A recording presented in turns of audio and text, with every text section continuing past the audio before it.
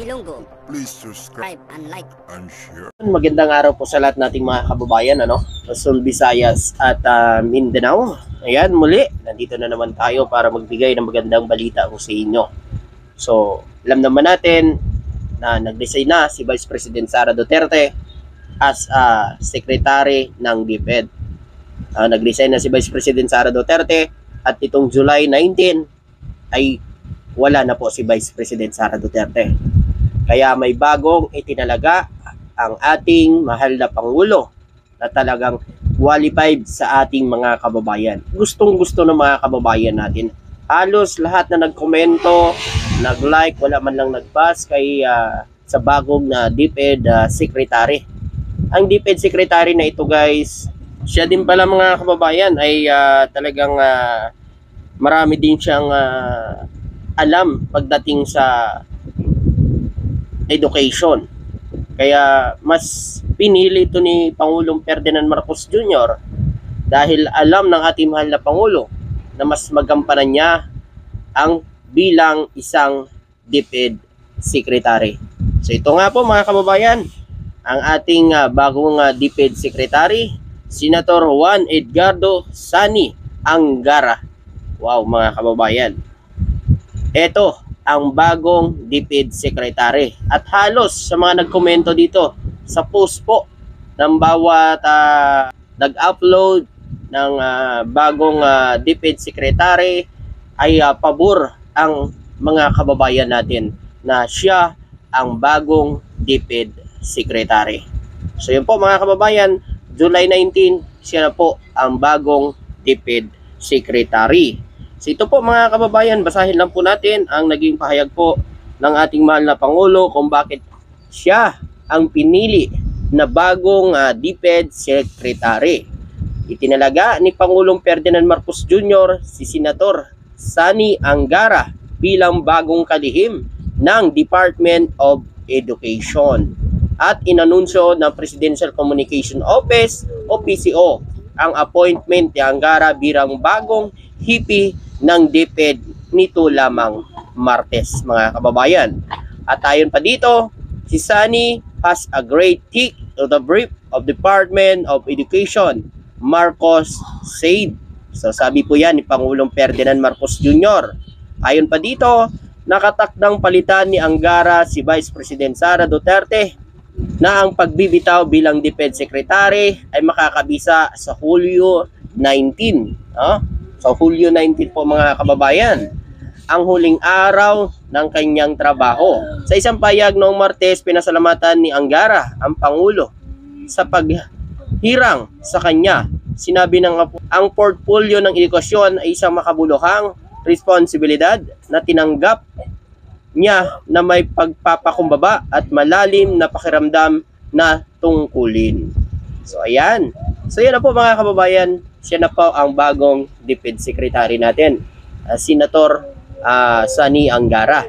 At ayon pa dito mga kababayan, si Angara ay nasa kanyang huling termino bilang senador matapos mahalal sa Senado ng 2 beses. Una mula 2013, siya po ay naging senador hanggang 2016 at pagkatapos ay mula 2022 hanggang 2025. So pangalawang termino na pala ni Senador Angara. So ngayon 2025, siyempre mga kababayan, mag-i-election na naman ng senador.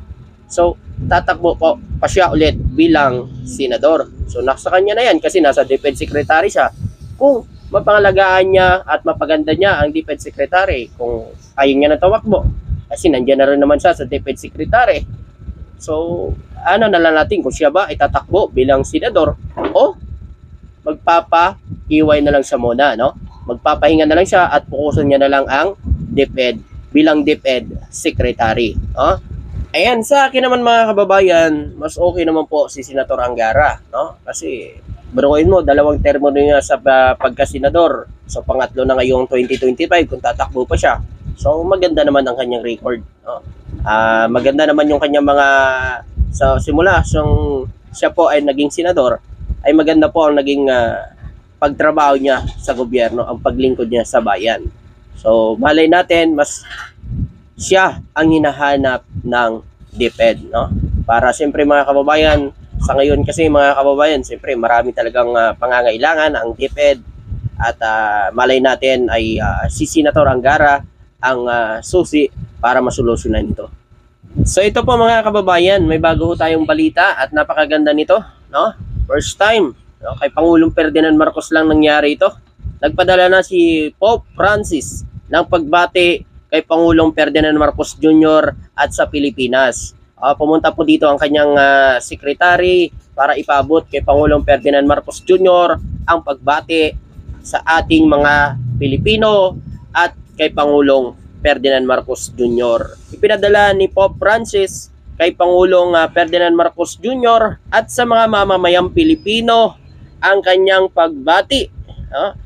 At ayon pa dito mga kababayan, ang Papa na bumisita sa bansa noong 2015 ay pinahalagahan ng mga Pilipino para sa kanilang kamangha-manghang gawain at kontribusyon sa simbahan Katoliko, hindi lamang sa Pilipinas, kundi sa buong mundo, na dinadala ang pananampalatayang iyon sa kanila sa tuwing sila ay nagtrabaho. Di ba mga kababayan? Grabe, no? Gabiro nyo, binati niya ang ating mahal na Pangulo. No? Kasi makikita naman natin talagang ating mahal na Pangulo ay nagtatrabaho at syempre mga kababayan, ang ating mahal na Pangulo kasi hindi pala away, no? Makikipagkaibigan, ayun yung kulo. No? Kasi talaga makikipagkaibigan lang. Yan ang ginagawa ng ating mahal na Pangulo. Kaya nagugustuhan siya ng karamihang bansa, no? Pero inyo mga kababayan, maraming bansa ang talagang gusto mag-invest dito sa Pilipinas, no? Yung nga lang kasi mahigpit kasi ang batas dito sa atin. Kung may pasasana ang charter chains o chacha na magpapaluwag sa mga ibang bansa na mag-invest dito sa ating Pilipinas, ay mas marami pa siguro ang mag-invest dito mga kababayan. So sana maipasa na itong charter chains para makakatulong sa bansa natin. No? Ito naman ang ating mahal na Pangulo, tuloy-tuloy ang kanyang trabaho, pagsisikap na matupad ang kanyang pangarap na miahon ang buong Pilipinas sa kahirapan. Yun nga lang kasi, mga kababayan, meron talaga sa mga kababayan natin minsan, hindi natin alam kung galit ba o talagang gusto lang nila sirain si PBBM o gusto nila pabagsakin. Kasi nakikita ho natin dito kahit maganda ho ang ginagawa ng ating mahal na Pangulo, ay sa kanila po ay pangit pa rin. Kaya sinisira nila pa rin si PBBM. Subalit, hindi naman sila pinapansin ni PBBM kasi ang ano talaga ni PBBM, ang goal niya talaga ay para mapaunlad ang bansa natin. No? So, nahayaan na lang sila ng ating mahal na Pangulo. So yun po mga kababayan, maraming salamat at magandang araw sa inyo lahat. God bless at thank you po.